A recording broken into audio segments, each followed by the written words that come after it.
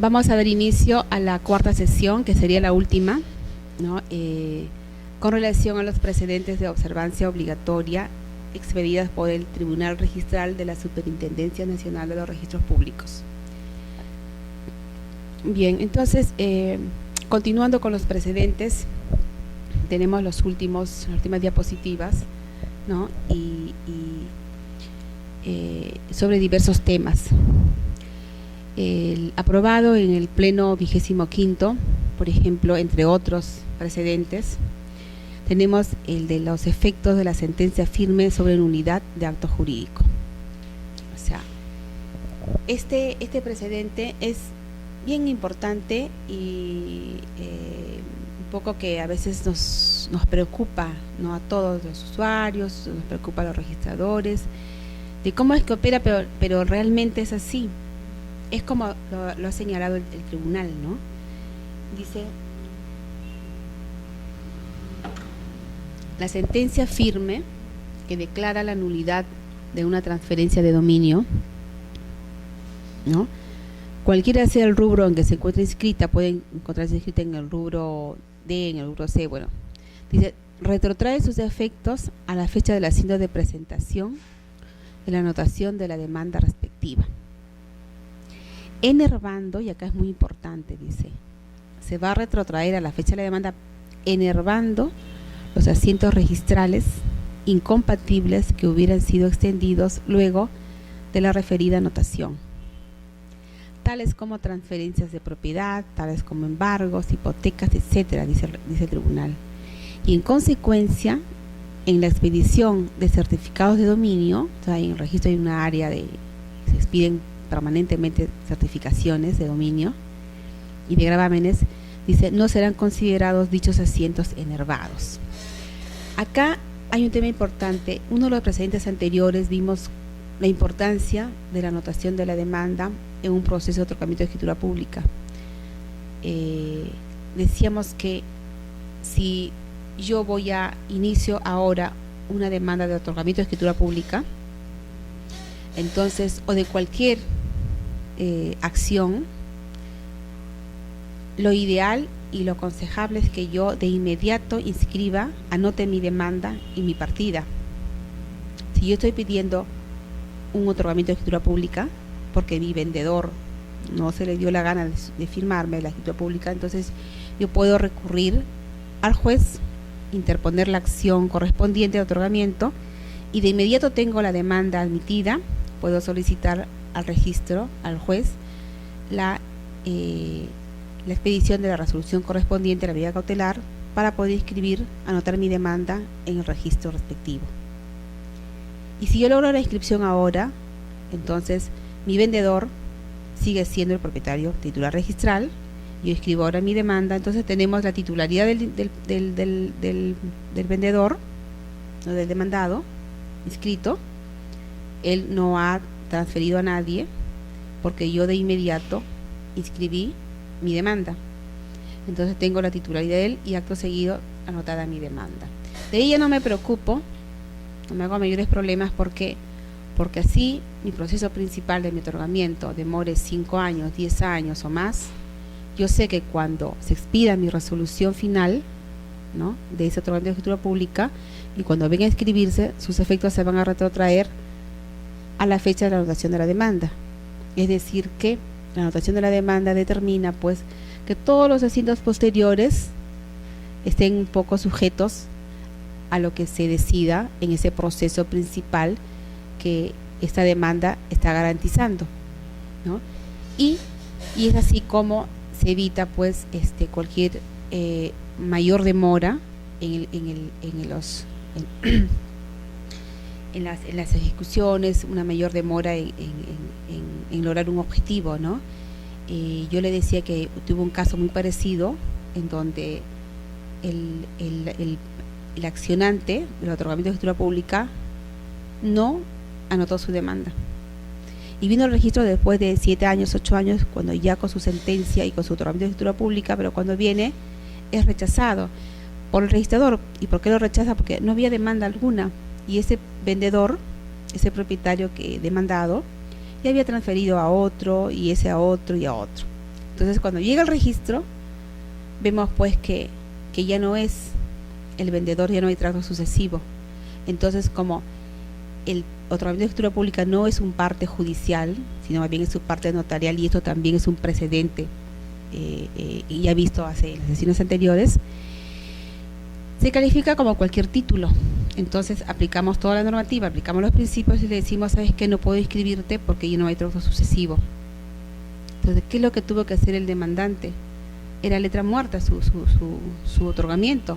Se quedó ahí pero sin embargo sin lograr la inscripción, la que tanto quiso. ¿Qué pasa? Que tuvo que demandar la ineficacia del acto jurídico que hizo ese vendedor a ese tercero que aparecía inscrito. Entonces, todo un proceso nuevo de ineficacia de acto jurídico para lograr que ese acto jurídico celebrado e inscrito por ese vendedor a un tercero sea declarado ineficaz, o sea, se tenía que interponer la acción pauliana, la acción revocatoria.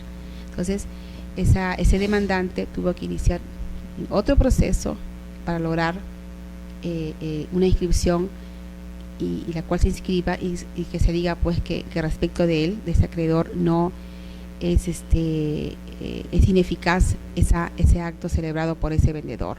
Y solo así puede quedar expedito su derecho para inscribir su otorgamiento, ¿no? Entonces, el tiempo se extiende, los objetivos, bueno, todo se tergiversa. Por eso la necesidad y la importancia de la inscripción, de la anotación de una medida cautelar en su momento. Este precedente es muy similar, pero este precedente precisa más aspectos y nos dice ya con claridad que esa sentencia firme, por ejemplo, que declara la nulidad de una transferencia de dominio, ¿no? Una transferencia de dominio inscrita en un asiento determinado, hay una sentencia, nos dice que efectivamente esa transferencia es nula, ¿no? Está declarando la nulidad de esa transferencia. Y viene esa sentencia firme, y como es una sentencia firme, se inscribe en el registro. Pero las firmes se inscriben de manera definitiva. Las que no son firmes se inscriben de manera preventiva. Ya lo habíamos visto de acuerdo con el artículo 65 del Reglamento General de los Registros Públicos. Entonces, una sentencia firme se inscribe definitivamente. Dice que cualquiera sea el rubro en donde esté inscrita esa sentencia firme, ¿qué pasa? Que sus efectos se van a retrotraer a la fecha del asiento de presentación de la anotación de la demanda. O sea, este usuario, este accionante, sí tuvo de repente la precaución de anotar su demanda de inmediato cuando inició el proceso de nulidad de acto jurídico. Inicia su proceso ahora, apenas sale la demanda, la admisión, inscribe, anota su demanda en el registro sobre ese proceso principal de nulidad de acto jurídico. Inscrito, espera que salga su sentencia, sale la sentencia, queda firme y ahora sí va al registro para inscribir esa sentencia firma respecto de esa demanda, ¿no? de ese mismo proceso que la demanda se inscribió en su momento. Entonces, ¿qué pasa? Que sus efectos, al igual que en el caso anterior, se van a retrotraer a la fecha de la anotación de la demanda, ¿no? Entonces, es como que si la sentencia sale hoy día, pero sus efectos se van a regir desde la anotación de la demanda. De tal manera que el vendedor, el demandado, el propietario, puede haber en ese lapso, hasta que salió la sentencia, puede haber vendido, puede haber hipotecado, puede haber hecho cualquier gravamen sobre ese inmueble. Todos esos, puede haber inscrito una serie de actos, por ejemplo, un certificado de jurisdicción, una nomenclatura, una rectificación de datos, de titular, algunas precisiones de algunos asientos, puede haber, como digo, también transferido, hipotecado. Bien, todos esos asientos registrales, algunos son compatibles y otros son incompatibles con la nulidad de ese asiento. Entonces, ¿cuáles son los incompatibles? Incompatibles sería la compraventa, la hipoteca. Asientos incompatibles que este vendedor ha inscrito, ¿no? Entonces, este precedente nos dice que quedan enervados todos los asientos registrales incompatibles que hubieran sido extendidos luego de la anotación de la demanda.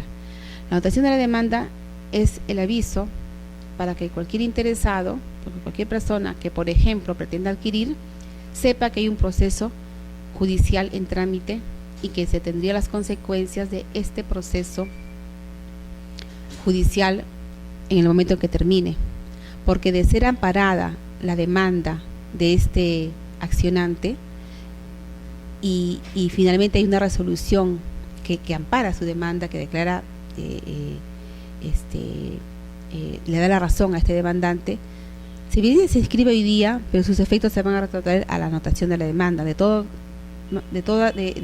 lo cierto es que las personas que adquirieron por compra-venta, los acreedores hipotecarios, por ejemplo, de cualquier gravamen, el acreedor de cualquier gravamen va a tenerse a las consecuencias, ¿no?, de lo que resulte de la inscripción de la decisión definitiva.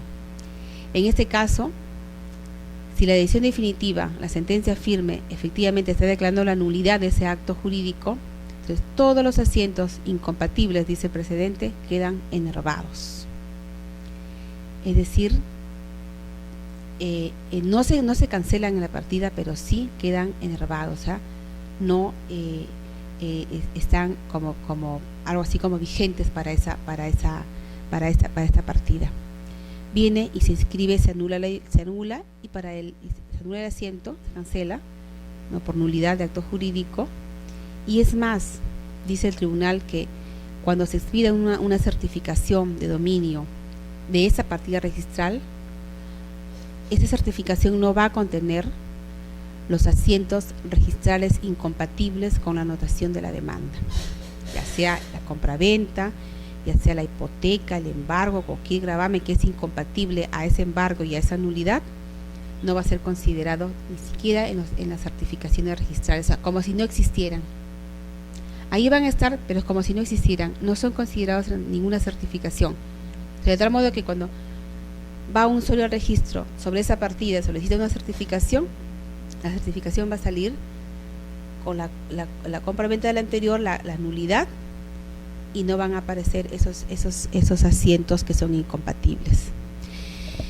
Esto en realidad a veces no es fácil de asimilar, porque puede haber una partida que tenga no solo una hipoteca, no solo una transferencia, sino 2, 3, 4, 5, o sea, una serie de asientos, una serie de personas aparentemente perjudicadas, pero con la presencia de la anotación de la demanda, ellos no van a poder alegar desconocimiento. Ellos van a tener que demostrar de repente judicialmente su inocencia, etcétera, ¿no?, su desconocimiento. Pero bueno, aquí también resulta de aplicación el principio de publicidad, que también está recogido en otra parte de ser un principio, está recogido en otro precedente que señala pues que no habrá, nadie puede alegar un desconocimiento sin tener en cuenta pues que este principio de publicidad está señalando que no hay, que esa es una presunción que no admite por bien contrario. Entonces, de la misma manera, acá no lo señala, pero igual también resulta de aplicación este principio, de tal modo que quedarían enervados todos los asientos posteriores a la anotación de la demanda, ¿no?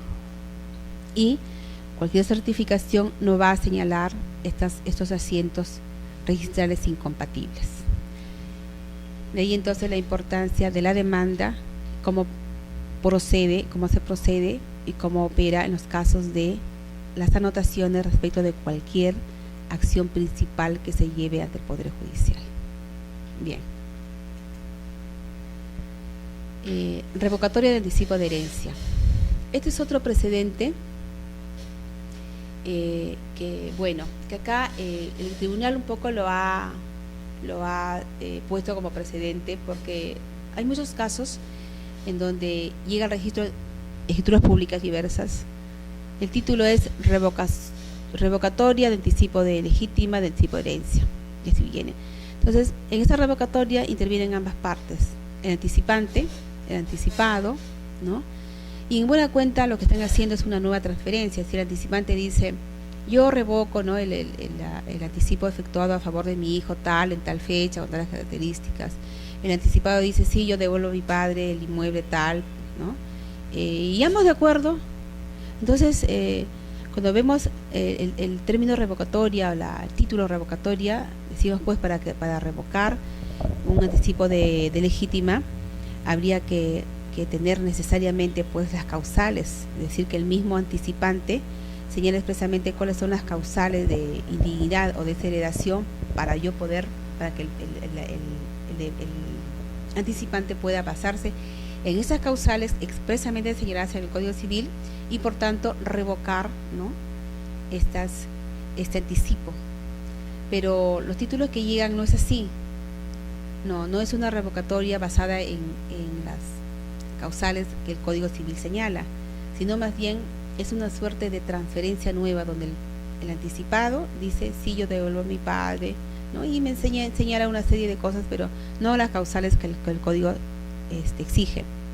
Entonces, en estos casos, observar o tachar el título por este motivo yo creo que no es tan conveniente. El tribunal ha dicho pues que si es que esto es así, pero la transferencia cumple con los requisitos de una donación, por ejemplo, se considera como tal y se inscribirá como tal, no como una revocatoria porque no encaja, pero sí se va a considerar entonces como una nueva transferencia, donde el anticipado transfiere ahora a su padre, el inmueble que en su oportunidad fue donado vía anticipo, ¿no? Entonces, de esa manera se está solucionando el problema pues de las observaciones y de las tachas de estos casos de títulos que llegan con ese título de revocatoria sin serlo realmente, ¿no? Más bien se trata de una transferencia cualquiera, y si encaja con una donación debe ser considerado entonces como una donación y así ser inscrito en el registro. Bien. Otro precedente es con relación a la transferencia de cuota ideal. El presente señala, ¿no?, que cuando se transfiera la integridad de la alícuota que le corresponde a uno de los copropietarios de un bien, no se requiere consignar expresamente en el título el porcentaje transferido. Nosotros en algún momento comenté al inicio de la clase anterior que el reglamento de inscripción del registro de predios señala pues que resulta necesario que quien transfiere acciones y derechos, o sea, una cuota ideal de su predio, lo señala expresamente qué porcentaje es el que transfiere, y ese porcentaje deberá estar referido con relación a la integridad del inmueble y no con relación al porcentaje del total que él tiene sobre el inmueble. Si tiene un 10% y él vende un 2%, ese 2% no puede referirse a la integridad de lo que él tiene. O sea, él no puede decir yo transfiero el 2% respecto de mi 10%. No, la norma exige que sea el 2%, ¿no?, con relación a la integridad del inmueble. De tal modo que si nosotros restamos del 10% que él tiene sobre todo el inmueble y vende un 2% respecto a todo el inmueble, está vendiendo ese porcentaje y le va a quedar en consecuencia un 8%. Y así las partidas quedan claras. Eso es lo que normalmente debe ser, ¿no? Y así es como lo venimos trabajando para la claridad de las partidas y para bien de todos. Ahora, ¿qué pasa cuando viene un usuario y dice yo soy propietario del 10% y bueno, transfiero la integridad de lo que tengo? O no señala a veces nada, simplemente dice yo soy copropietario del inmueble tal, y lo que estoy haciendo ahora es transferir la integridad de lo que tengo sobre ese inmueble, punto. Entonces, en algunas ocasiones se observó y se dijo, bueno, cumple lo que dice el reglamento, ¿no? Dime qué porcentaje tienes y qué porcentaje estás transferiendo. La idea es lo que hubiese dicho, entonces, si yo tengo el 10% y vendo mi 10%, o sea, vendo todo. El tribunal ha dicho que en estos casos donde el usuario, el copropietario señala y dice, yo soy copropietario y vendo todo lo que tengo, entonces no es necesario pues que expresamente se señale el 10%, porque se supone que si él tiene un 10% u otro porcentaje, él está transfiriendo la integridad de lo que tiene, o sea, la totalidad de su porcentaje respecto de ese predio. Entonces no va a ser necesario aquí aplicar el artículo que corresponde a que del reglamento de inscripciones que señala pues que deberá señalarse expresamente el porcentaje. No es necesario, basta con que diga vendo la integridad de lo que tengo, porque aquí no hay nada que restar, simplemente es una persona que la va a sustituir al vendedor. Aquel comprador sustituye en el mismo porcentaje, o sea, la partida va a quedar tal cual, ¿no? Bien, esto se refiere a la transferencia de cuota ideal. Otro precedente está referido en cuanto al carácter social del bien adquirido por prescripción de uno de los cónyuges. Bueno, acá un poco está precisado por qué, porque normalmente cuando uno adquiere un inmueble, estando bajo el régimen de sociedad conyugal, de gananciales, entonces adquiere un inmueble y lo adquiere para ambos. Eso la regla es así, ¿no?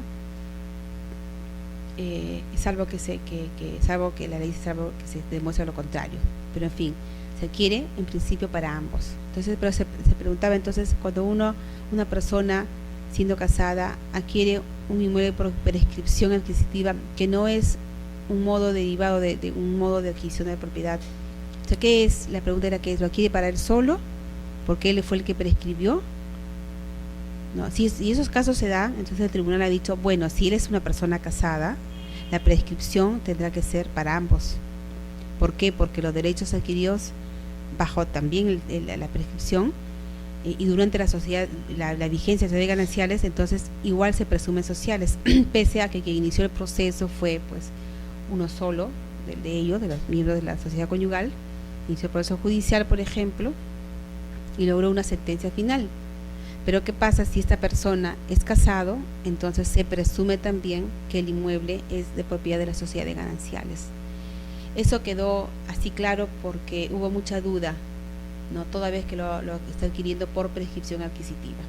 Pero ya el tribunal ha señalado que si es así, en realidad estamos hablando de un bien adquirido igual como cualquier bien que se adquiere bajo la vigencia de la sociedad de gananciales y por tanto se presumen sociales, ¿no? Bien, otro precedente es con relación a la cancelación de gravámenes como consecuencia de la transferencia del bien por liquidador. Este precedente también es bien, digamos, preocupante para todos quienes operamos, quienes calificamos títulos, para el usuario en general. Porque ¿qué pasa? A veces a la normativa se le da un mal uso y podría ser que esta norma y este precedente podría ser incluso también mal utilizado, bueno, por quien lo considere, ¿no? ¿Qué pasa? Que la norma correspondiente sobre derecho concursal y el tribunal está ratificando y aclarando pues que nos dice que cualquier transferencia, la transferencia de cualquier bien del concursado por parte de su liquidador origina la cancelación de todos los gravámenes, de todas las medidas cautelares y cargas que aseguren créditos, inclusive a favor de terceros. ¿Qué pasa? El mal uso podría estar en qué sentido, en que una persona, una empresa, una persona X, pues se somete de alguna manera al proceso concursal. Está sus bienes sometidos ya a concurso. Hay un liquidador que se ha determinado y este liquidador empieza a vender los bienes de este concursado, ¿no? ¿Qué pasa? Que cuando él transfiere un inmueble que forma parte de la masa concursal de este concursado, entonces esa transferencia va a tener que ser previamente va a tener que cancelarse todos los gravámenes, todas las medidas cautelares existentes, es decir, dejar un predio limpio, un predio depurado, sin ninguna medida, sin ninguna carga, sin ningún gravamen, ¿no? Y va a transferirse de manera muy limpia y depurada. Pero la pregunta es, ¿qué pasa si este concursado, a sabiendas de eso, se somete a concurso, al sistema concursal, al procedimiento y tiene hipotecas, tiene embargos pendientes, no solo uno, sino 2 o 3 o más, endeudado, y sin embargo la pregunta es cómo queda el derecho de los acreedores, del acreedor hipotecario, del embargante, de cualquier otro acreedor, ¿no? De gravamen inscrito. Todo eso se levanta, se cancela y el inmueble se transfiere limpio. Entonces es una forma, de alguna manera, si se da un mal uso, pues qué lamentable, ¿no? Pero la norma está así y el tribunal lo que ha hecho es un poco ratificar, ¿no?, lo que dice la normativa de los procedimientos concursales. Todas esas transferencias tienen que previamente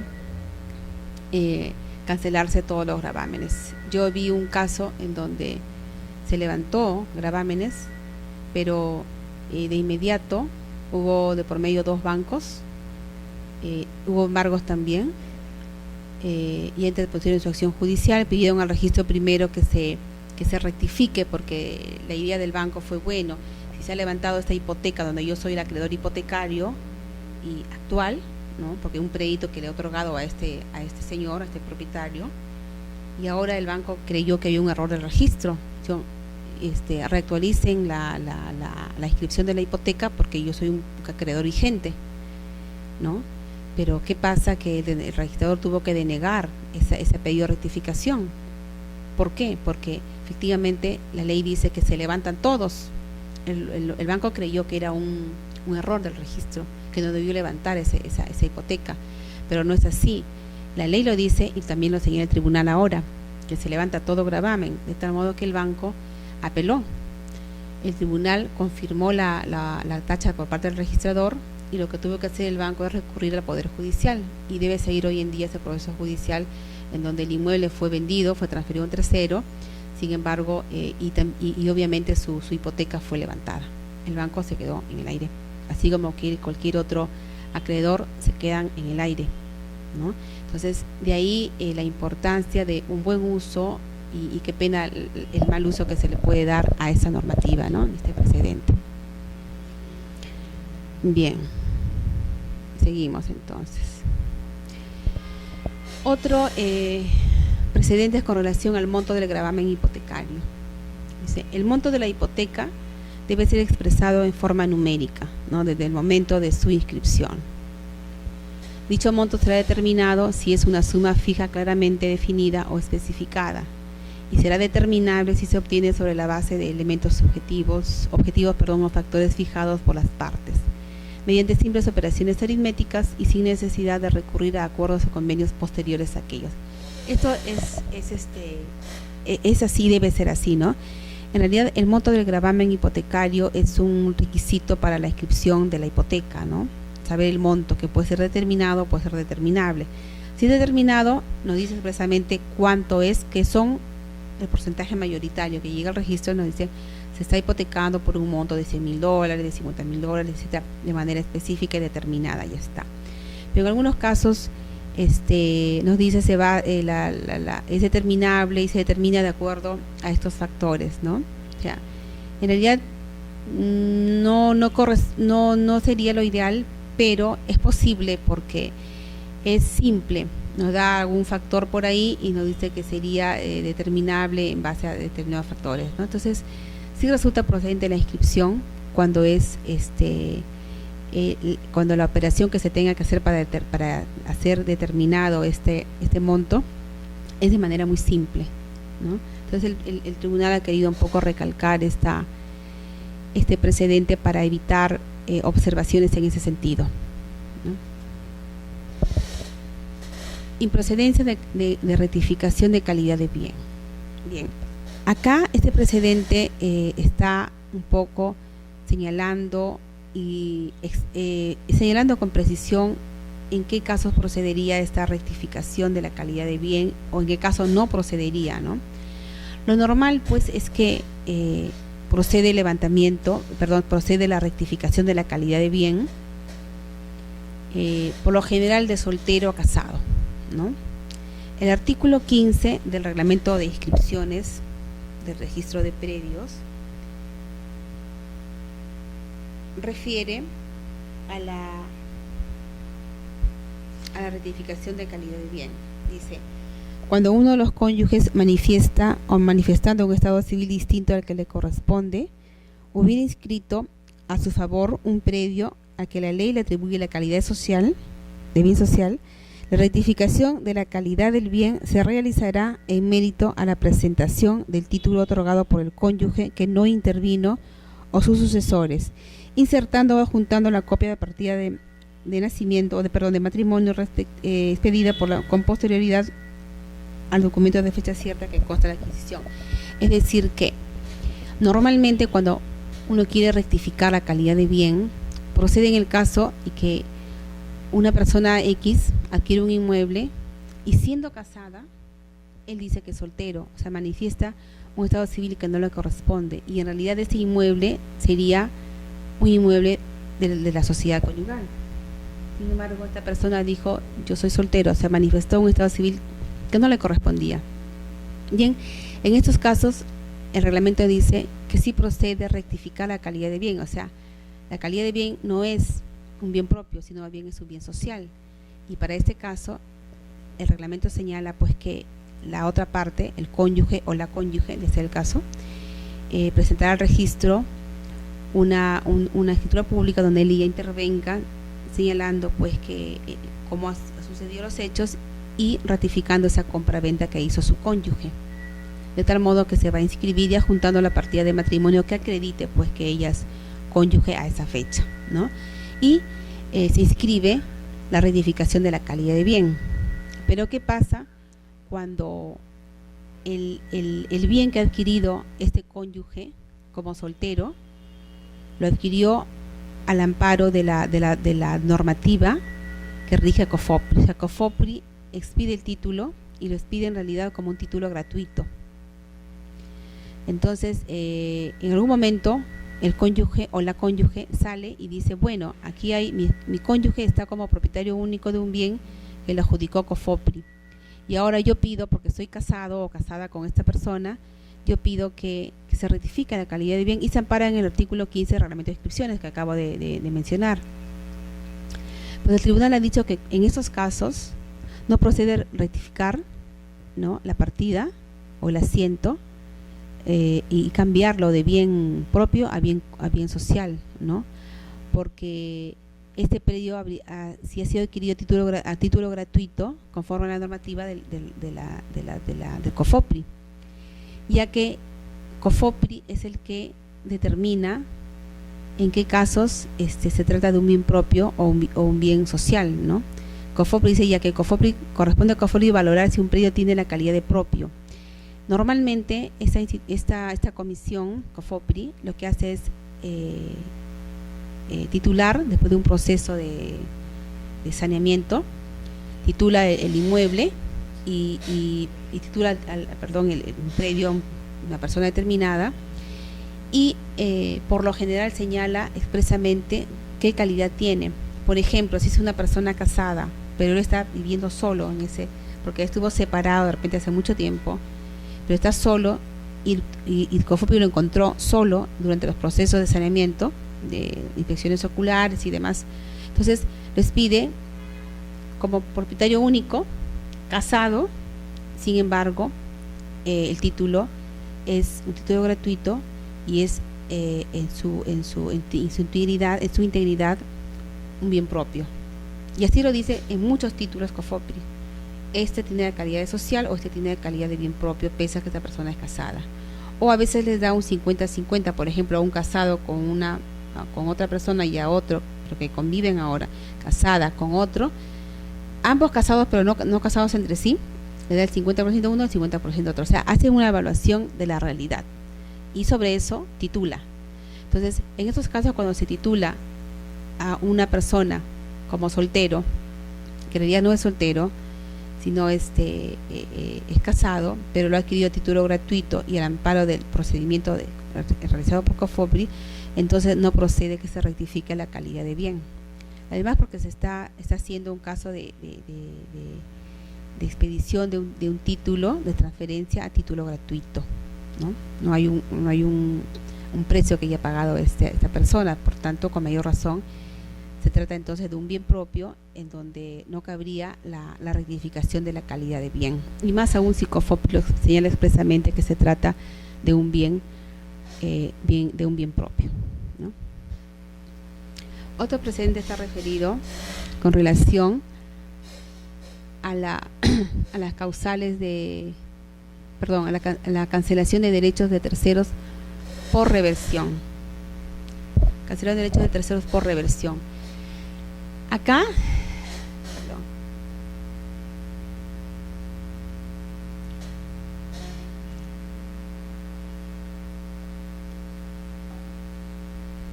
este precedente está referido principalmente a aquellos títulos expedidos anteriormente, pedidos por las entidades del Estado. Por ejemplo, ENACE pedía títulos, el Banco de Vivienda del Perú, BANVIP, EMADI, ¿no? Había otras instituciones que expedían títulos en la parte del Estado.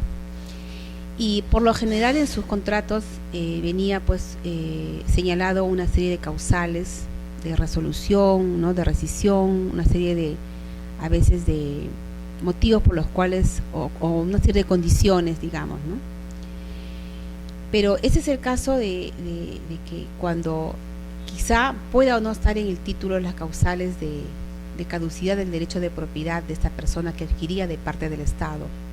Quizá no podría no estar en el título, pero sí estaba recogido en una norma legal esas causales de caducidad del derecho de propiedad, y esas causales no estaban inscritas en el registro. Entonces el tribunal dice que estas causales, aún no inscritas en el registro, pero que están recogidas en una norma legal, nos dice que son oponibles a los terceros adquirentes y por tanto procede la inscripción de la reversión a favor del Estado. O sea, acá se trata de causales de caducidad del derecho de propiedad. O sea, a mí me otorga un título hoy día, perdón, una fecha X me otorga el título, pero yo sé que hay una norma legal que establece cuáles son las causales de caducidad de mi derecho. Y si yo incurro en esa causal de caducidad, el Estado que me otorgó el título tiene todo el derecho de hacer uso de esas causales y por tanto revertir ese inmueble a su favor nuevamente. Este es el caso. Entonces, ¿qué pasa cuando eso sucede? Pese a que yo adquiero el inmueble, incurro en esa causal de caducidad, y pese a eso yo transfiero, por ejemplo, el inmueble a un tercero, ¿no? Ese tercero adquirió el inmueble, aparentemente un tercero registral de buena fe, lo adquiere sin que haya una inscripción en el registro, porque no hay ninguna inscripción de causales inscrita, y aparentemente lo adquiere y se ubica como nuevo propietario. Pero ¿qué pasa? El Estado ya supo que ese inmueble, que esas personas a quien otorgó el título, incurrieron en la causal de caducidad del derecho de propiedad no inscrito. Como han incurrido en esa causal de caducidad, pero esas causales no están inscritas, pero el tribunal dice que basta con que estén recogidas en una norma legal, aunque no inscritas, pero es una norma legal que en su momento se publicó y que está vigente. Entonces, pese a que haya un adquirente que aparentemente puede ser de buena fe, pese a ello, la norma legal prima, y la norma legal es la que establece pues la extinción de el plazo de caducidad, y por tanto, por el solo mérito de existir la norma registral, en la norma legal, esta norma se hace oponible a ese tercero que adquirió, o sea, le opone al tercero. Y siendo oponibles a este tercero que adquiere el inmueble aparentemente de buena fe, por la existencia de esta norma es que puede revertirse ese inmueble a favor del Estado. Y es así como opera. Se revierte a favor del Estado pese a que hay un adquirente del inmueble, ¿no? Que no supo de repente, o que supo de la existencia de una norma legal que establecía las causales de caducidad del derecho en las cuales habría incurrido el vendedor, o sea, la persona que adquirió el inmueble por parte del Estado, ¿no? Entonces, sí va a resultar procedente la reversión a favor del Estado. Bien. Otro precedente es con relación a la cancelación de gravámenes. Bien.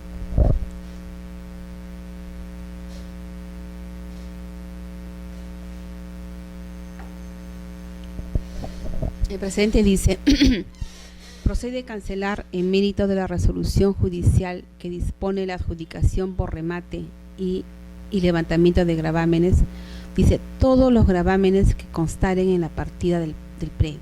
O sea, todos los gravámenes, dice el presidente, incluso aquellos gravámenes registrados con posterioridad a la expedición de la antedicha resolución, estando exceptuados únicamente aquellos que expresamente excluye el artículo 739 del Código Procesal Civil, o sea, la anotación de la demanda, es lo único que estaría excluido.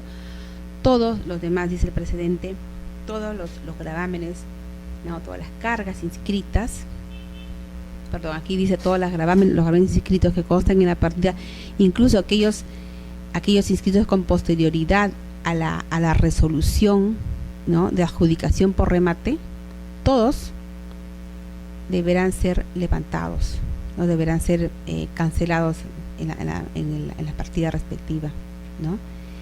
Y solo lo único que va a quedar vigente es la anotación de la demanda a que se refiere el Código Procesal Civil en el artículo 739. Es decir, va a ser un poco similar a lo que sucede con los bienes del concursado, como habíamos dicho hace un momento, que al parecer es injusto y que ya ocasionó una serie de procesos judiciales de los bancos que había mencionado, por ejemplo. Y en el caso que comenté, la idea es transferir el inmueble del concursado limpio, sin ninguna carga, ningún gravamen. La idea también de este proceso judicial por remate, se adjudica por remate, la idea es adjudicar también un inmueble totalmente limpio. Acá, como dice el presidente, igual se cancelan todos los gravámenes existentes, incluso los dictados últimamente, después de la resolución, todos deberán ser cancelados, de tal modo que se transfiere una partida limpia, con la única excepción que es de la anotación de la demanda, que dice la norma que puede mantenerse. No tendría el mayor sentido también, pero esa es la única que se mantiene. Todos los demás deben ser levantados, es decir, la idea es la transferencia de un inmueble totalmente limpio, sin ningún tipo de carga y sin ningún tipo de gravamen, ¿no? Ok.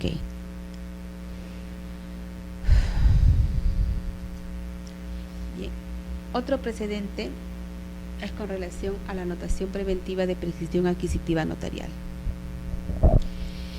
El presidente dice, ¿no?, cuando el trámite de prescripción adquisitiva notarial comprenda la integridad de un predio inscrito, no resulta exigible el cumplimiento del requisito previsto en el artículo 105 del Reglamento de Inscripción del Registro de Predios, relativo a la presentación de los planos de ubicación y localización. Bueno, tiene mucha lógica esto, ¿no?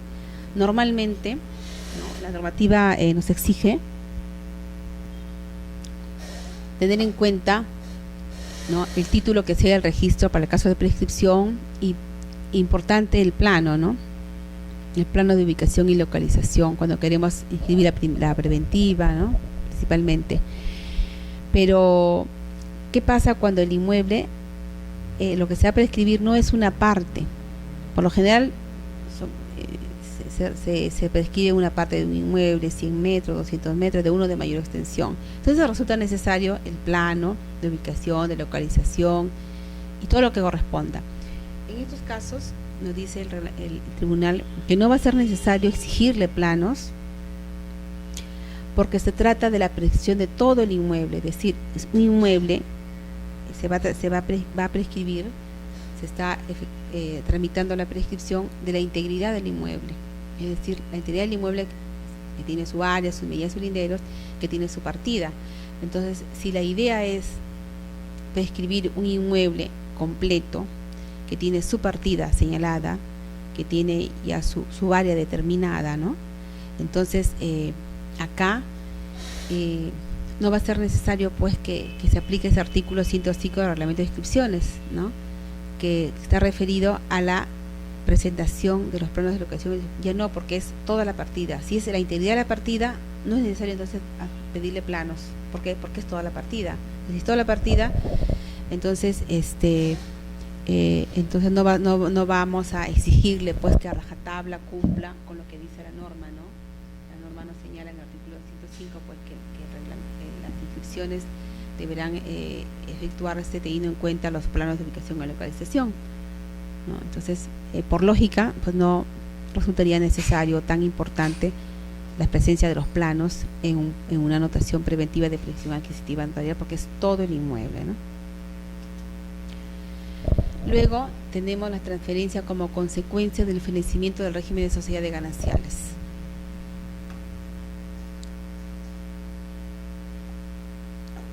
Este es otro precedente importante también, porque está ayudando pues a un poco permitir muchas inscripciones que en su momento se vienen observando, ¿no? Entonces estos precedentes, muchos de estos nos ayudan a los registradores a tener, digamos, a una calificación cada vez más positiva, ¿no? Porque nos aclaran muchas dudas, muchas ambigüedades por ahí, pero el tribunal ya cumple con aclarar. Entonces es importante. Ese precedente dice que procede a inscribir la transferencia del 50% de cuotas ideales que le corresponde a uno de los excónyuges respecto a un bien inscrito a nombre de la sociedad conyugal, sin que previamente se acredite haber procedido a la liquidación, siempre y cuando se haya inscrito el fenecimiento de la sociedad conyugal en el registro de personas naturales respectivo. Es decir, cuando fallece, por ejemplo, uno de los miembros de la sociedad conyugal o cualquier persona, debe inscribirse de inmediato el fenecimiento, ¿no?, de la sociedad conyugal en el registro de personas naturales. Se inscribe el fenecimiento, ¿no? Pero muchas veces queda inscrito el fenecimiento de la sociedad conyugal, es decir, ya feneció, ya cambió régimen, ¿no? Pero muchas veces no se ha procedido a la liquidación de los bienes, no se ha dicho cómo quedan los bienes, etcétera.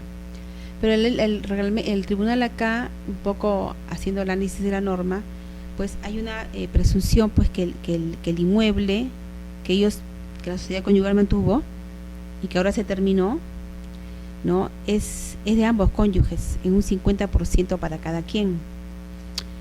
Entonces, siendo así, teniendo en cuenta esta presunción de que el bien es un 50% para cada cónyuge, y ya inscrito en el registro el fenecimiento, vienen a la parte de predios y nos solicitan la inscripción de su 50%, por ejemplo, una transferencia del 50% de las acciones y derechos que tiene este miembro de la sociedad conyugal, y transfiere su 50% a nombre de otra persona, ¿no? Entonces, normalmente le decimos, ¿sabes qué? Cumple previamente con inscribir en el registro de predios el fenecimiento y la liquidación, es decir, dime cómo queda el inmueble, ¿no?, en qué porcentaje para cada quien, que por lo general es el 50% para cada uno, ¿no? Pero ¿qué sucede acá? Sin que esté inscrito en el registro en el registro de predios el fenecimiento, o sin que esté inscrito la liquidación, y cuánto le corresponde de ese inmueble a cada cónyuge, nos dice que sí procede, no es necesario que esté inscrito, sí procede que uno de los cónyuges, de los excónyuges, transfiera su 50%. Sí, resulta procedente, porque hay la presunción de que él tiene su 50% en ese inmueble.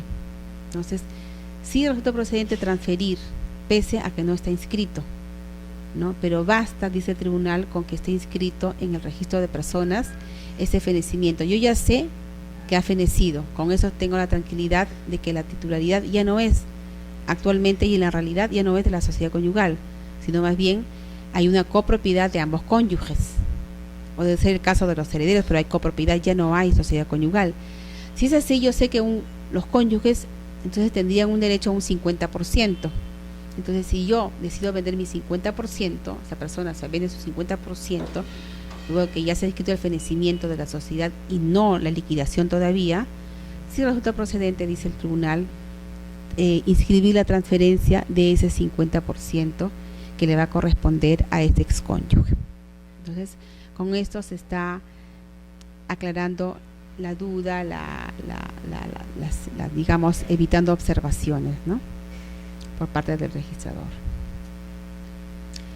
Luego tenemos las restricciones convencionales de la propiedad. Acá este precedente en realidad dice lo que señala la normativa, ¿no? Pero es importante, ¿por qué? Porque en cuanto a las restricciones, a veces hay escrituras públicas, hay pedidos de inscripción de restricciones que van más allá de lo permitido legalmente. Entonces, un poco que el tribunal ha querido ratificar en qué casos procede y en qué casos no procede. Entonces, muchos pedidos a veces es inscribir la restricción, por ejemplo, en donde están prohibiendo que la otra parte enajene el inmueble, no disponga, lo grave. Eso no corresponde, porque el artículo 882 del Código Civil es claro. El artículo 882 permite las restricciones en forma convencional, ¿no?, ambas partes lo deciden, pero de ninguna manera va a poder restringir las facultades más importantes de todo propietario. Todo propietario tiene pues sus atributos de la propiedad, ¿no?, como son el uso, ¿no?, la posesión, el usufructo, la disposición del gravamen. En estos casos es posible que se restrinja muchos atributos, pero lo que no podrá de ninguna manera restringirse es el atributo de la disponibilidad y del gravamen del inmueble. Entonces, por ese motivo es que el tribunal ha querido recalcar que, de acuerdo con el 882 del Código Civil, no resulta procedente pues que se inscriban restricciones convencionales a la propiedad respecto de las facultades de enajenación o gravamen del bien, porque así lo señala el artículo 882 del Código Civil. Nos dice porque existe además un interés superior de que los bienes circulen libremente en el mercado. Imaginemos entonces cómo es que de permitirse que por convenio se restringa la facultad de disponer el inmueble, en realidad se estaría paralizando el tráfico, ¿no? Y la idea de la norma y la idea de la Constitución es que no se paralice el tráfico, más bien que continúe, ¿no?, para el logro de objetivos nacionales, ¿no?, de políticas nacionales. Entonces, porque hay un interés superior de que los bienes circulen en el mercado, no se permite que se restrinja las facultades de enajenación y gravamen del bien.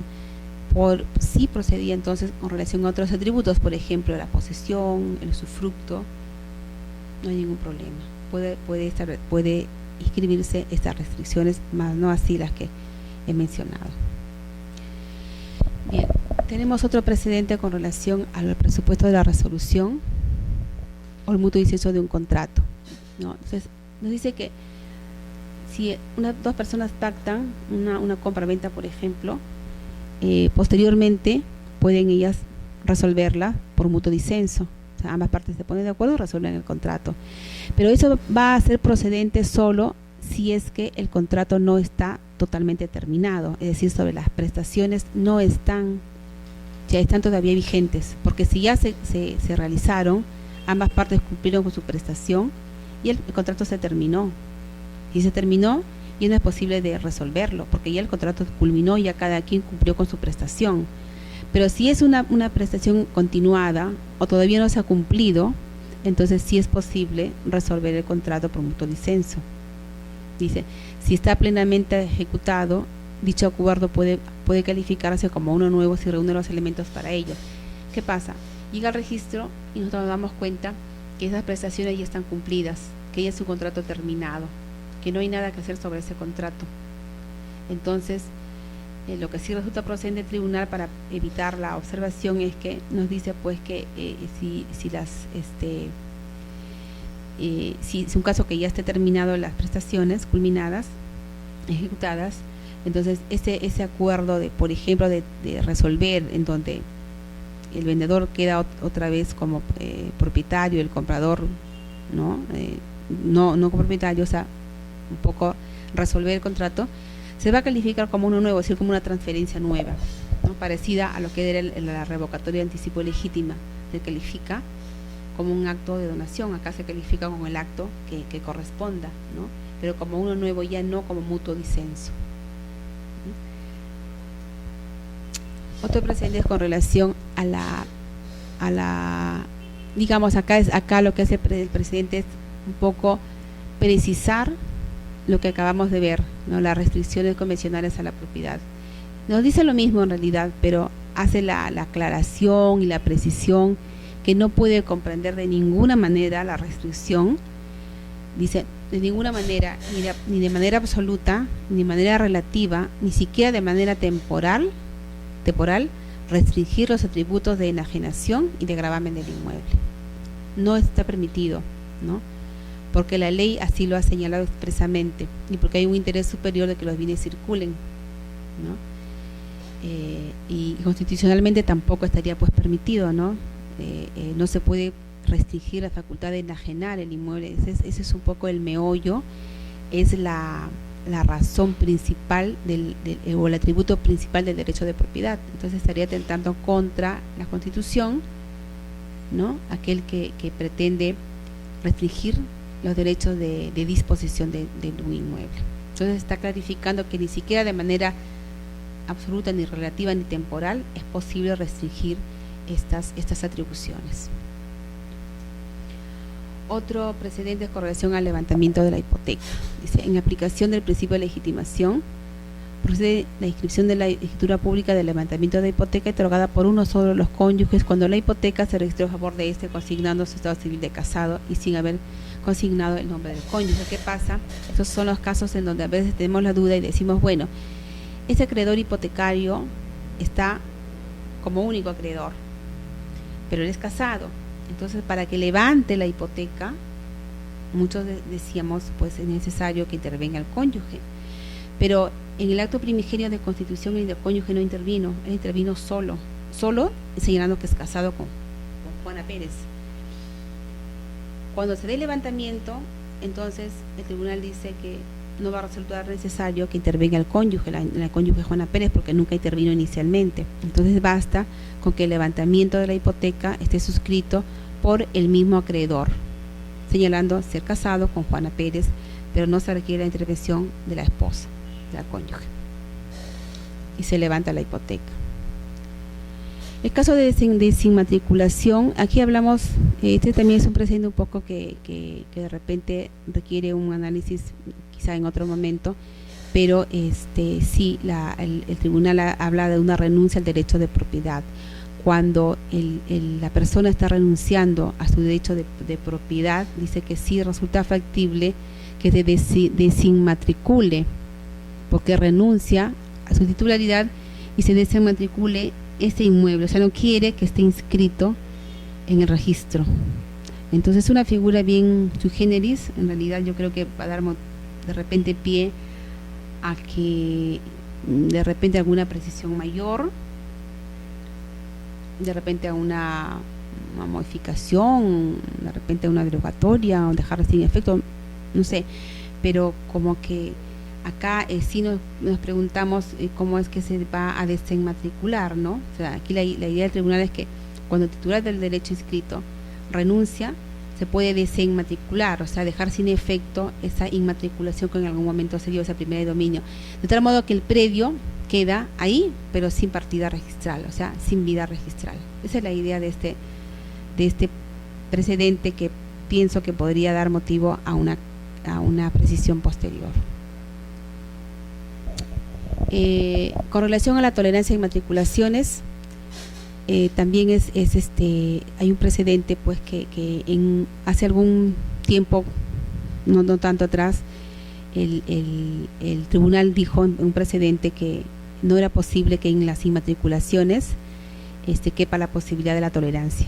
O sea, no era aplicable tolerancia alguna para el tema de inmatriculaciones. Hoy nos dice que sí es factible aplicar la tolerancia en las inmatriculaciones, pero da sus requisitos. Nos dice que en el caso de inmatriculaciones que colinden con predios no inscritos y no coincidan los valores del plano con los del título que llega al registro, entonces procede la inmatriculación. conforme al área del plano, ¿no? Del plano, no del título, sino del plano, pero siempre que el área de catastro determine que se trata del mismo predio. Es decir, el informe catastral tiene que decir, ojo, el predio es el mismo. El registrador ve que hay diferencia entre el título que tiene y el plano. El precedente dice que hay que darle prioridad y preferencia al plano. Si no coinciden los valores del título y del plano, entonces valdrá y se tendrá en cuenta el plano, los valores del plano. Muy bien, esos valores del plano van a tenerse en cuenta y se van a inscribir, pero adicional a ello hay que tener en cuenta el informe de catastro, y el informe de catastro tiene que decir, que determinar pues que es el mismo predio, o sea, no, pese a que hay diferentes valores, no estamos hablando de otro predio, sino del mismo predio.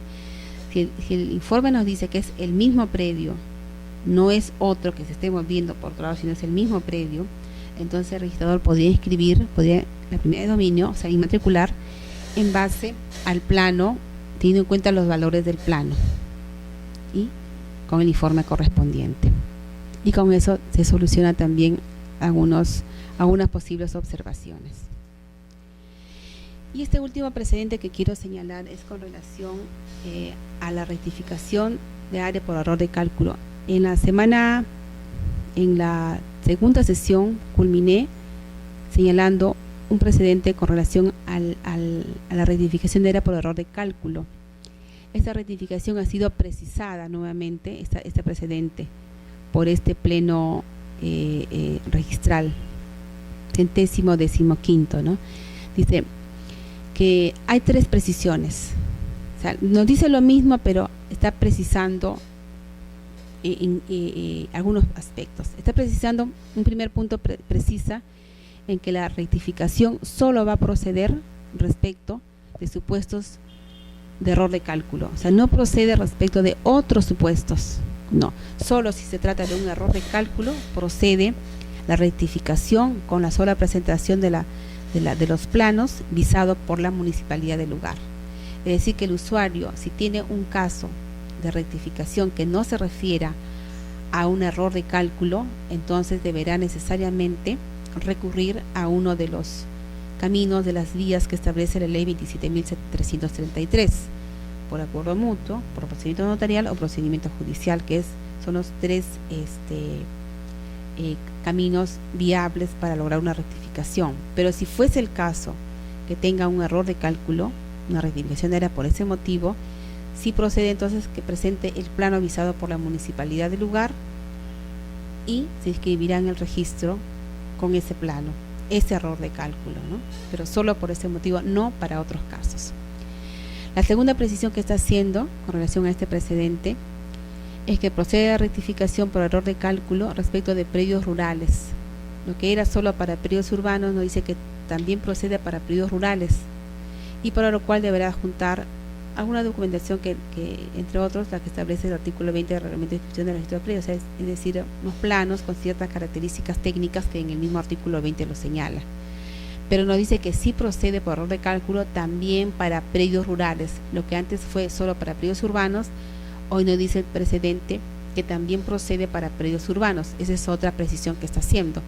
Y la tercera precisión es que nos dice que solo va a proceder las rectificaciones por error de cálculo si la oficina de catastro está determinando, precisando que los linderos y las medidas y la ubicación especial no han sufrido variación alguna.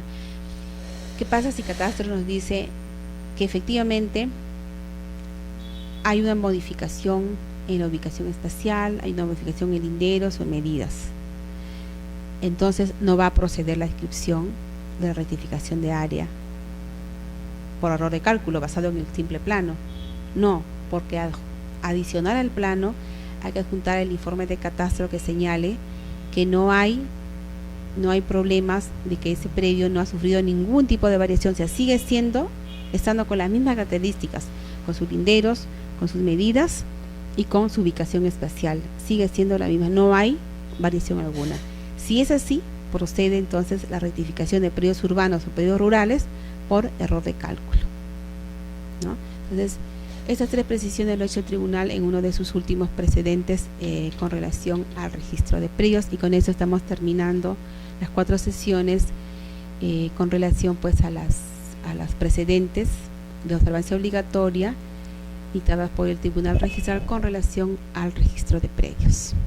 Bueno, gracias por su atención.